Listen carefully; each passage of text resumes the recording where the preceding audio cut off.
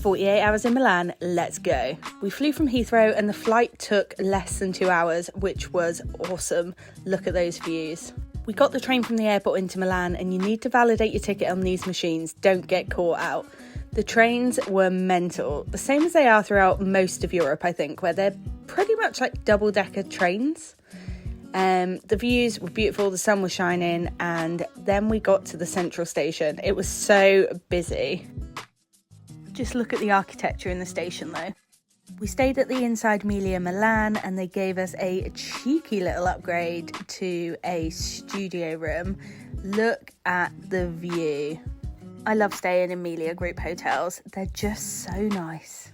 Milan is pretty easy to get around. They have a series of trams and metro links, and before we knew it, we were at the Duomo. Everything in Milan just feels super bougie. The architecture is incredible. This is the famous shopping arcade, which features all of those designer shops. It's absolutely beautiful, and even if you can't afford the shops, you can take in the breathtaking views. By this point, we were getting hungry, so we popped into Social Pizza, which was just around the corner, for our first taste of authentic Italian pizza. Oh my god, so delicious. That evening we went to Beef Bar Milano, which is set in this stunning courtyard.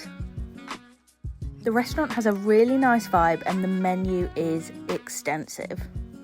We had Wagyu beef gyozas to start and then followed it up with some pasta. The portions were generous and the food was so rich. It's a real dining experience, and this was our dessert. It was a marbled chocolate bar. The waiter came over and cut it into sections for us, and just look how nice it is. If designer brands are your thing, then you need to visit Milan. Look at this Versace shop. How nice is this view when it's all lit up as well? Day 2, and the weather in Milan was a little bit different. Luckily, we'd booked in for the QC Therme Milano. This is the viral spa that everybody is talking about. I've already done a full review, but here's a little snippet of what you can expect inside. We spent 5 hours here, and after that, we just wanted to eat. Now, if you're heading to Milan, this restaurant has to be on your list. There is always a queue, so get there early. When I tell you this was the best food I'd ever tasted, I am not kidding. This dessert was to die for, and look at their tiramisu. Morning after, we stopped at this bakery which was opposite the central station, and I highly recommend. If you're going to Milan, I would recommend longer than 48 hours because there's so much nice food to try.